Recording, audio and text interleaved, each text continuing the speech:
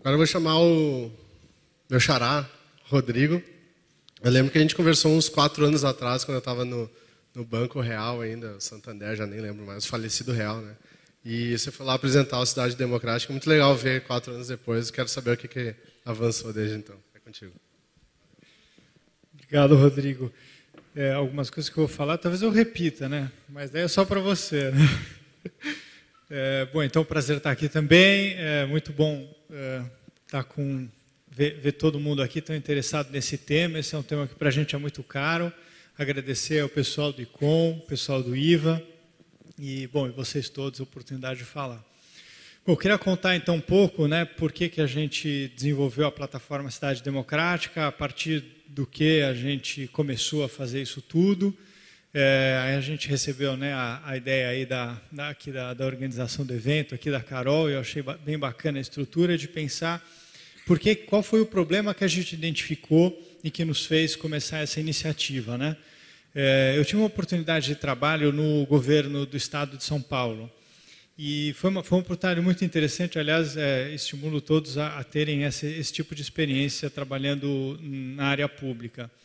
E lá eu descobri uma coisa que para mim foi uma novidade, talvez vocês todos já saibam disso, mas eu descobri que o governador e os secretários não sabiam o que era para fazer. Eu fiquei um pouco assustado com isso, porque eu falei assim, bom, acho que eles não fazem as coisas que é para fazer porque não tem dinheiro, né? Porque não dá tempo, porque tem a coisa da política, etc. Mas, de repente, eu descobri que eles não sabiam nem o que era para fazer. Ou seja, eles não sabiam quais eram os problemas que nós tínhamos como cidadãos. Eles não sabiam que na sua escola pública, ali onde estuda o seu filho, tinha uma professora que não ia na aula, tinha um professor que falava mal dos alunos, que tinha uma rua que era muito perigosa, eles não sabiam disso. E eu parei um pouco para pensar e falei assim, puxa, mas é verdade, né? Como é que um governador vai saber que tem uma professora que trata mal os alunos da 3ª série da escola de ensino médio José de Albuquerque? Ele não sabe disso. E se ele não sabe disso, a culpa não é dele, né? Quer dizer, faltava aí um trabalho, a gente levar essa informação para ele. Afinal, se a gente for pagar uma rede de fiscais, era melhor fazer um tipo de programa que a gente contratasse uns 190 milhões de brasileiros, né? Cada um recebesse um dinheirinho bem pequenininho para dizer para o governo quais são os problemas que tem. Então, pensei que, na verdade, o processo seria outro, seria um processo da gente criar um canal de comunicação entre a sociedade e o poder público.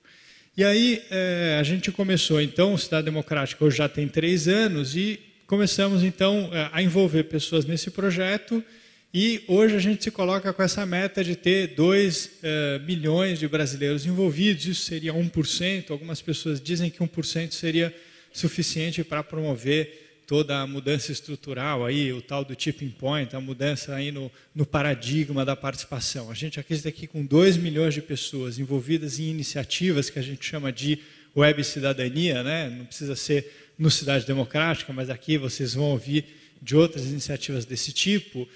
A gente muda a forma de participar, né, na sociedade, então a gente não vai mais precisar participar fazendo uma passeata ou ligando para, né, a ouvidoria sei lá de que órgão, mas a gente vai entrar na internet, vamos dizer claramente como a gente percebe aquele problema, vamos argumentar positivamente, vamos relacionar aquilo dentro dos assuntos possíveis e vamos dar sequência a isso, enfim, buscar os apoios, verificar que a coisa seja feita. E vai mudar também a forma de tomar de decisão. Então, o governador, o gestor público, mesmo o gestor de ONG, vai poder ler as informações da sociedade, utilizando isso que a internet traz, que é a possibilidade da inteligência coletiva, né, para tomar suas decisões. Então, além de ouvir os seus especialistas, consultores, secretários, diretores, também vai poder ouvir, né, a galera, assim, para falar de uma forma mais direta. Então, hoje a gente atua por meio do concurso Cidade Democrática, que são desafios de inovação aberta que transformam vontades em resultados. Ou seja, a gente consegue, então, recolher essas vontades das pessoas que estão dispersas por aí e transformar isso em resultados a partir da decisão de um gestor, a partir da decisão de alguém que tem poder para solucionar alguma coisa que a gente precisa. A gente teve algumas experiências, eu trouxe aqui uma delas. Então, junto com o Movimento Voto Consciente em Jundiaí, a gente fez um mapeamento de atores sociais, mapeamos ONGs e pessoas influentes na cidade de Jundiaí. Então, fomos construindo propostas daquilo que os cidadãos jundiaienses queriam para a sua cidade.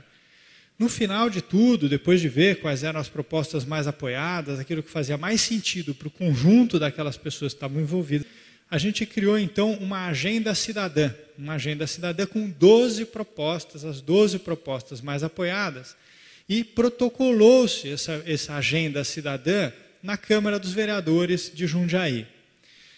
Dentre essas propostas, tinha, por exemplo, a proposta do Luiz Balas. Eu sempre falo dele porque ele é emblemático. Ele tinha 14 anos na época e ele queria ciclovias, ele gostava de andar de bicicleta.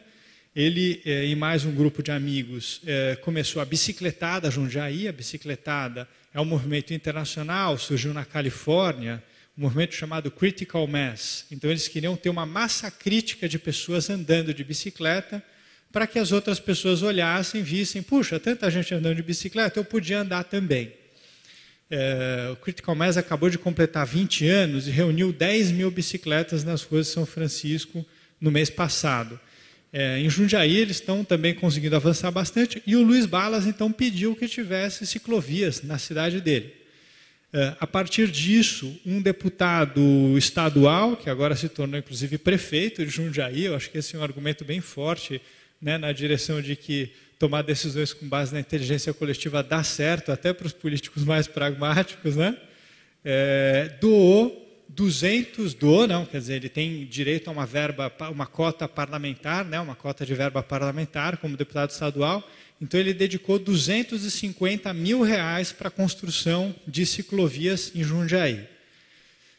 Assim, então, foram construídas ciclovias. Depois a Prefeitura Municipal aprovou um plano municipal cicloviário, aliás, baseado num desenho que o Luiz Balas e os amigos fizeram em cima de um mapa do Google. Foi lá e fez um risco assim na avenida, depois fez um outro assim, tal, com a mão dele ali, sem nenhuma técnica de engenheiro e tudo mais, e foi com base nisso que a Prefeitura aprovou o plano municipal cicloviário. Então, o Luiz Balas hoje tem 17 anos, né? Tinha 14, agora 17, Cidade Democrática tem 3 anos, e ele conseguiu fazer isso. Muitos outros resultados foram conseguidos lá também, em outras cidades. Esse é um exemplo.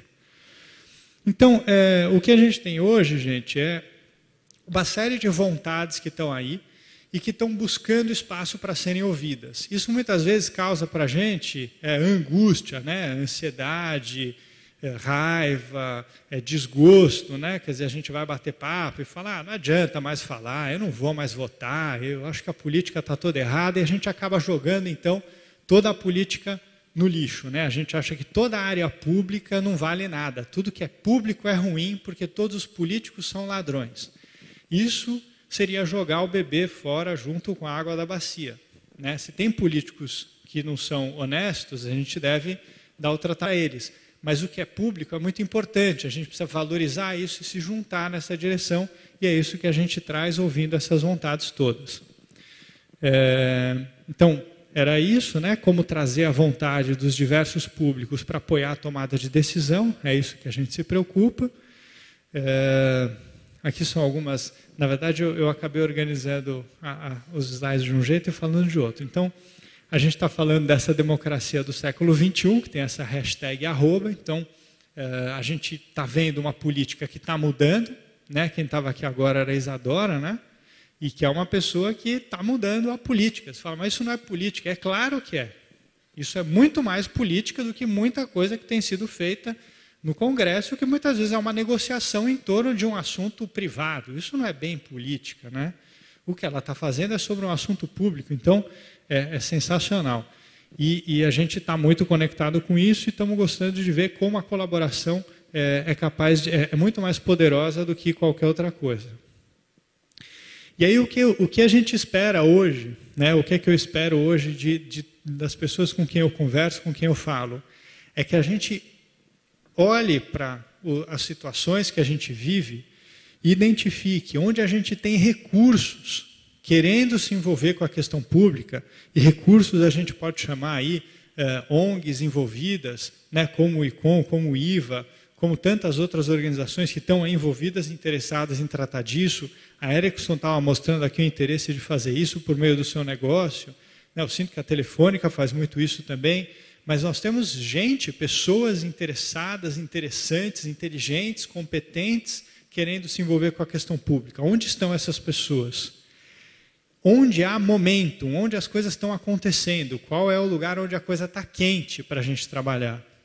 E onde a gente tem uma capacidade de fazer a coisa acontecer. E onde a gente descobrir isso, ir para as redes sociais e começar a nossa campanha. Então, era isso que eu tinha para contar para vocês.